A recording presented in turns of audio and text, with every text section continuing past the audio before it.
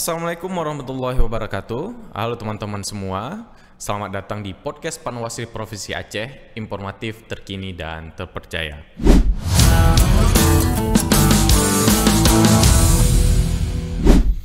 Saya Taufik, dan di episode kali ini kita akan angkat tentang perempuan serta perannya dalam pengawasan pemilu.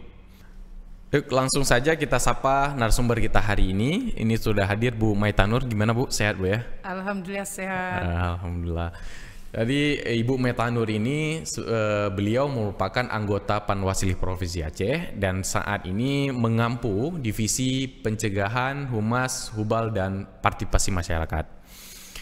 Bu Maita ini mempunyai 5 orang anak, dan anak beliau itu semua laki-laki. Nah, di dalam perjalanan hidup beliau sudah banyak pengalaman-pengalaman organisasi yang beliau ikuti. Beliau sosok ibu, beliau juga menjadi banyak organisasi yang beliau ikuti, dan juga menjadi pengajar bagi anak-anaknya. Tentu tidak semua perempuan bisa melakukan hal-hal yang berbarengan seperti itu. Nah, beliau juga kemarin sudah melewati masa pemilu, dan tentunya banyak tantangan dan harapan. Sebagai sosok ibu, tentu ini menjadi inspiratif bagi kita semua, bagaimana perempuan juga tidak mesti duduk diam di rumah, tapi juga bisa melakukan hal-hal yang bermanfaat bagi negara kita. Baik Bu Meta, sedikit mungkin bisa membagi pengalaman, bagaimana pengalaman Ibu dalam berorganisasi atau dalam bekerja itu membentuk cara pandang Ibu sehingga Ibu bisa seperti ini hari ini gitu. Ya, terima kasih ya. Tentu hasil hari ini dimulai dengan pengalaman-pengalaman tangan yang biasa kita hadapi sehari-hari, mulai dari proses pendidikan, kemudian lingkungan ya, lingkungan juga di budaya kerja. Alhamdulillah saya dari kecil itu mendapat dukungan yang luar biasa dari masyarakat, di mana saya didukung oleh masyarakat, guru-guru ya, untuk selalu tampil di depan umum. Kalau ada lomba-lomba saya diikutkan, dan saya juga suka berorganisasi. Berarti jadi, dari kecil sudah dibiasakan ya Bu ya? Iya, jadi keluarga saya itu mendukung setiap aktivitas saya itu, tidak pernah menentang, tetapi mendukung. Guru-guru juga seperti itu, sehingga dari pengalaman-pengalaman seperti itu sampai saya berkeluarga juga mendapat dukungan yang sama. Jadi tidak terlihat ada diskriminasi gender di rumah. Jadi pembagian peran di rumah tangga, di tempat kerja itu. Berarti cara pandang Ibu hari ini sampai pada titik ini banyak dukungan keluarga ya, dukungan keluarga yang memotivasi Ibu lah ya. Ya. Nah, jadi bagaimana tanggapan Ibu Bu? Misalkan ada perempuan yang itu tidak boleh terlibat dalam pengawasan karena susah untuk membagi waktu. Itu bagaimana mungkin pengalaman Ibu? Apakah itu minim dengan dukungan masyarakat atau dukungan keluarga? Iya. Bisa saja itu diakibatkan oleh minimnya dukungan keluarga. Yang utama itu kan keluarga ya. Artinya kekuatan internal itu kan ada di keluarga, ya, bukan dari masyarakatnya. Bukan dari luar, kalau ya. dukungan dari keluarga itu sudah kuat, maka menghadapi pesimis atau isu-isu yang negatif dari luar itu tidak begitu susah. Tetapi apabila tidak ada dukungan dari keluarga, ketika ada isu-isu dari luar itu kita sulit untuk bertahan ya. Kemudian yang paling penting sebenarnya adalah dari kita sebagai perempuan, sebagai warga negara itu punya hak dan kewajiban yang sama dalam menegakkan demokrasi. Jadi harus ada kesadaran dari kita. Nah, persoalan membagi waktu ya itu pandai-pandailah kita manage ya antara waktu dengan keluarga, kemudian beraktivitas di sosial masyarakat, juga di tempat kerja. Harus ada manajemen waktu. Ya. Nah, ini banyak perempuan yang misalkan itu diremehkan dalam arti nanti ketika dia sudah bekerja kan tidak fokus gitu. Ya, itu apakah pernah Ibu mengalami nggak diremehkan oleh faktor eksternal atau internal, pernah nggak? Iya, pernah. Apalagi misalnya ketika perempuan bekerja itu dianggap menjadi beban di kantor karena dia harus terbeban dengan anaknya. Ya. Sebenarnya kita perempuan sendiri harus membuktikan bahwa beban kerja rumah tangga itu tidak mengganggu fokus dan target kita di tempat kerja. Ya. Jadi dari diri kita sendiri, bagaimana kita membuktikan kepada orang lain bahwa keluarga juga harus diurus harus diurus, bertanggung jawab terhadap hak dan kewajiban di rumah tangga, tetapi bekerja kita juga tetap profesional. Artinya di sini harus dibangun komunikasi dan sharing yang bagus dengan anggota-anggota keluarga. Bu, bagi Ibu, siapa sih perempuan yang menginspirasi Ibu dan mengapa sosok itu sangat terinspirasi kan Ibu?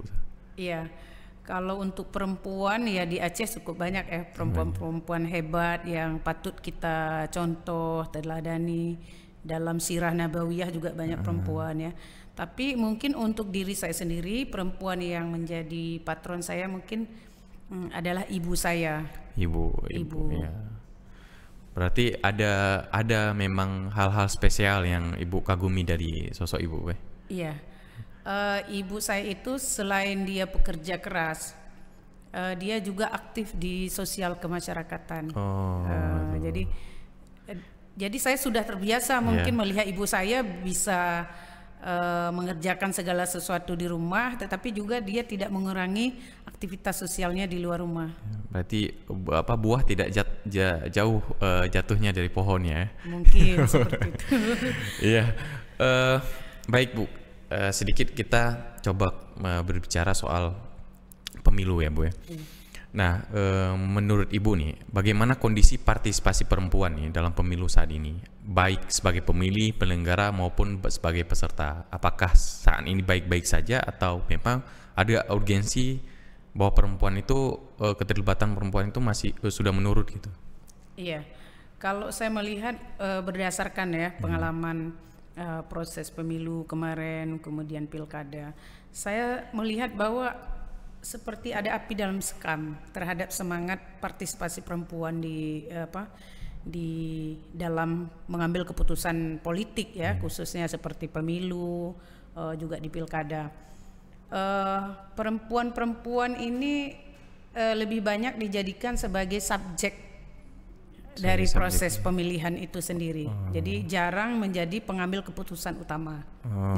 Apakah itu dia di penyelenggara, apakah dia itu sebagai peserta pemilu, apakah dia pengurus partai politik atau juga di tim-tim kampanye. Mereka cenderung berada di barisan kedua, bukan di barisan kedua, bukan pengambil keputusan utama. Kalaupun ada, itu sifatnya tidak dominan tidak dominan, tidak mayoritas, dan itu pun tampil dari perempuan-perempuan yang memang punya kegigihan sendiri untuk berdaya saing dengan para laki-laki mungkin di sini saya melihat ada proses walaupun secara tertulis ada peningkatan, tetapi kalau saya lihat di lapangan itu sebenarnya penurunan partisipasi. Jadi kita aktif itu karena karena disuruh suami untuk milih di hari H itu si A, si B, si C. Kita aktif karena mungkin saudara kita yang menjadi calon Kita aktif karena mungkin ada sesuatu janji-janji politik yang diharapkan akan didapatkan bukan betul-betul dari keputusan dirinya. Jadi itu yang saya maksud tadi, penurunan partisipasi itu ketika kesadaran diri untuk hadir mengambil keputusan politik itu secara mandiri. Kalau dari pengalaman saya sebelumnya, saya juga hadir di kompetisi pengawas ini juga berdasarkan data. Sebelumnya saya di bidang data dan informasi gender dan perlindungan anak.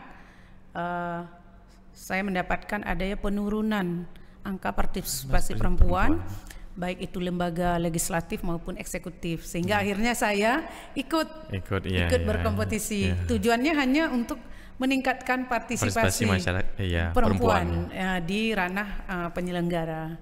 Iya, baik. Bu, mungkin ada nggak dorongan dari Bawaslu untuk keterlibatan perempuan, peningkatan perempuan dalam pengawasan partisipatif?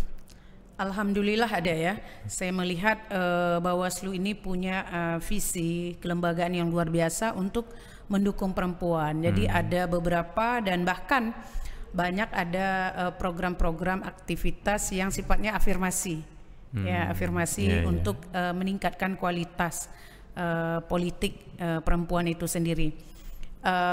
Misalnya kalau di nasional itu ada pimpinan kita juga yang salah satunya Ibu Loli ya, itu selalu mendukung kegiatan-kegiatan kita perempuan yang pengawasnya di seluruh Indonesia. Misalnya untuk menulis. Jadi kemarin kita alhamdulillah di April di Hari Kartini perempuan pengawas seluruh Indonesia itu sudah menghasilkan satu karya tulis Sri Kandi, kita menyebutnya Sri Kandi. Itu bagian kegiatan afirmasi yang dilakukan pimpinan. Kemudian ada juga kegiatan di Bali di mana ada satu forum yang semuanya itu pesertanya perempuan, yang terundang itu perempuan. Apakah Kordifnya, Kasek, Kabak, Kasubag, staf, Kordif, ketua, yang perempuan aja. Itu semacam dukungan untuk meningkatkan bagaimana pengawas-pengawas perempuan ke depan itu lebih berkualitas, lebih baik dan setara. Kemudian kalau kita di provinsi, kita juga melakukan beberapa kegiatan afirmasi. Salah satunya misalnya sosialisasi pengawasan pemilu untuk multi stakeholder. Jadi sekali waktu nanti kita mengambil stakeholdernya semua pimpinan-pimpinan perempuan, perwakilan-perwakilan organisasi perempuan. Kalau pesertanya ada 50 ya 5 kita libatkan nanti yang laki-lakinya, tapi 45-nya itu semuanya perwakilan organisasi perempuan. Dalam aktivitas training-training kita memastikan itu dengan teman-teman untuk menjaga keseimbangan peserta. Nah, kalau misalnya pesertanya ada 50 yang potensial kalau bisa 25 laki-laki 25 perempuan. Tapi kalau misalnya di wilayah dominan yang sifatnya profesional dan kita kekurangan SDM atau jumlah perempuan ya kita imbangin. Kita imbangin ya mungkin laki-lakinya 30 ya perempuannya hanya mencapai misalnya 20 ya tidak masalah. Artinya setiap momen itu kita melihat ada keterlibatan perempuan ya keseimbangan. Kemudian juga kalau saya tidak salah ketika saya ikut seleksi itu Bawaslu itu memberi waktu tambahan bagi perempuan ya Bu? Bagi perempuan, khusus perempuan. Berarti spesial memang perempuannya. Jadi memang betul-betul dikasih ruang 30% minimal untuk bersaing dengan pria. Itu dikasih waktu lebih untuk bisa menghadirkan banyak partisipasi perempuan di proses seleksi. Baik Bu. Jadi sebagai perempuan yang aktif di pengawasan Bu, di pengawasan pemilu, bagaimana pengalaman Ibu saat menjalankan tugas-tugas pengawasan Bu? Apakah ada intervensi karena Ibu kan perempuan? Apakah ada intervensi atau ada ancaman? Itu boleh Bu ceritakan nggak Bu? Iya, yang namanya pekerjaan kita ini ya sebagai pengawas itu pasti banyak tantangannya ya. Ya apalagi pertarungan antar partai politik ya kan. Namun kita sebagai panwas ini kan harus bekerja profesional. Kita harus care juga dengan para peserta politik ini. Artinya kita memberi informasi yang adil bagi semua partai, sehingga tidak ada partai yang merasa dianaktirikan. Namun demikian kita tidak dapat mengakomodir untuk memenangkan seseorang atau satu-satu partai, karena itu ada proses seleksi sendiri. Meskipun kita mungkin mendapat ancaman, ya kita harus pandai-pandai lah untuk memberi penjelasan yang membuat mereka itu, oh benar, posisi pengawas itu sebagai wasit, bukan sebagai pihak yang kita intervensikan. Sehingga saya lihat ya di perkembangan di lapangan itu tingkat kepercayaan mitra kita itu meningkat. Karena apa? Karena kita tadi ada upaya untuk menghadirkan diri sebagai wasit yang adil ya, yang berpihak, yang melayani semua peserta itu dengan peraturan yang sama. Dan akhirnya kalaupun ada yang sifatnya ancaman, kekhawatiran, atau bahkan mungkin meregang ke arah nyawa ya, itu akan mengendur dengan sendirinya. Artinya tidak boleh takut untuk menjadi penyelenggara pemilu atau peserta pemilu, itu tidak perlu takut. Justru kalau kita takut, itu peluang untuk para pecundang demokrasi bisa lebih eksis kan? Iya, betul. Nah, bicara soal pengalaman pilkada yang baru selesai ini, kalau nggak salah saya itu Provinsi Aceh itu wali kota itu cuman 1 orang Bu ya, perempuan ya, masalah ya. 1 orang itu, dan itu Banda Aceh. Dan ini mungkin partisipasi perempuan itu semakin menurun Bu ya, ketika pilkada itu ya. Iya, buktinya kan di proses calon kita lihat ya, jumlah calon semakin berkurang. Kita tidak melihat begitu banyak calon perempuan yang hadir di kabupaten kota lainnya.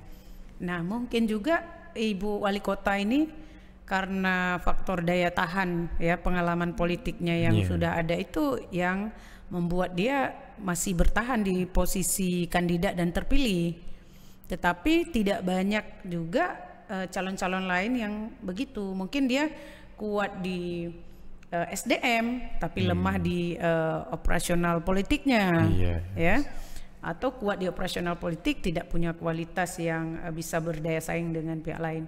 Dan yang paling penting itu sebenarnya dukungan dari partai politik sendiri. Apakah partai politik yang mendukung ini memberi ruang atau kesempatan nggak bagi perempuan? Bagi perempuan, ya setidaknya proses penyaringannya di awal, minta kepada publik uji mungkin kandidat, itu mungkin peran partai ini sangat besar ya untuk mendukung partisipasi perempuan sebagai calon.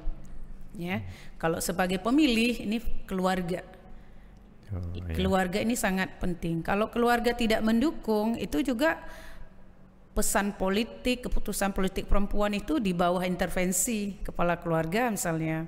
Atau ada sebagian, kalau kita mendengar cerita di lapangan itu, ada perempuan yang disabilitas. Dia tidak bisa hadir ke TPS untuk memberikan hak politiknya, hak suaranya, karena apa? Tidak ada yang mengantar, tidak ada yang membawa mereka ke TPS, akhirnya hilang suaranya.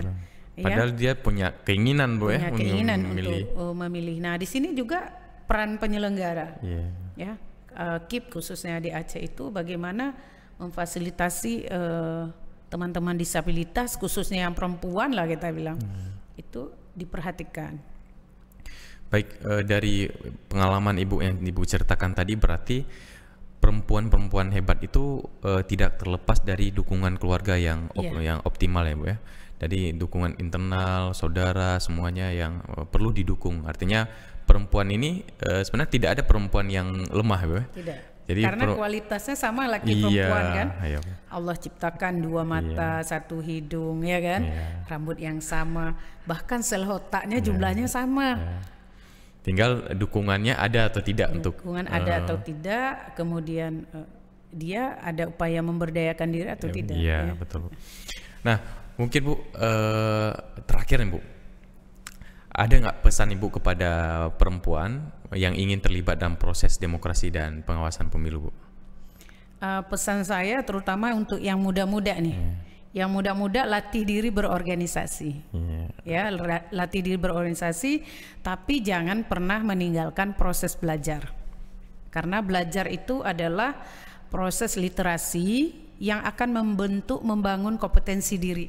Jadi kita kalau mau maju ya harus ada kompetensi diri kita, dukungan keluarga aja tanpa kompetensi tidak cukup. Sehingga dengan kompetensi diri itu kita punya skill berbicara, skill sosial, skill IT ya, sehingga nanti terbangun citra diri. Jadi memang organisasi ini tidak boleh kita remehkan sebagai proses awal untuk mengasah diri ya, untuk tampil di depan teman-teman, depan publik, sehingga nanti kita itu menjadi percaya diri, mau. Ketika kita udah percaya diri, mampu, kita bisa bergabung dengan sistem yang ada di lingkungan kita. Jadi jangan pernah takut dengan perspektif laki-laki dan perempuannya, karena politik ini seperti kata salah satu ulama, ibarat air dan udara. Jadi kebutuhan manusia terhadap politik itu seperti air dan udara. Manusia di situ termasuk perempuan. Jadi kita bertanggung jawab terhadap kondisi politik. Mau sekarang, mau masa depan, kita punya kontribusi untuk berpartisipasi. Kalau mau bagus, ya kita harus bagus. Kita harus berpartisipasi aktif. Jadi seperti air dan udara. Wanita adalah tiang negara. Jadi kalau mau tiangnya bagus, negaranya mau bagus, ya kita harus bagus dulu. Bagus dulu ya, betul. Baik teman-teman semua sahabat Bawaslu, kita sudah banyak mendengar apa pengalaman dari Ibu Maita Nur tadi, dan tentunya bagaimana menjadi perempuan yang berdikari dan bagaimana perempuan itu bisa mengambil bagian dari penentu kebijakan-kebijakan yang ada di negara kita. Terima kasih Bu Maita Nur sudah banyak membagi cerita dan inspiratifnya. Kami perempuan ini kan semangat ya. Iya, pasti ya. Perempuan berdaya, negara berjaya. Baik, buat teman-teman yang dengerin, semoga jadi semakin semangat buat terlibat apapun perannya, karena demokrasi ini tanggung jawab kita bersama. Jangan lupa follow podcast Panwasih Provinsi Aceh dan share episode kali ini kalau merasa inspiratif. Baik, demikian episode kali ini tentang peran perempuan dalam pengawasan pemilu. Demikian, saya undur diri. Assalamualaikum warahmatullahi wabarakatuh.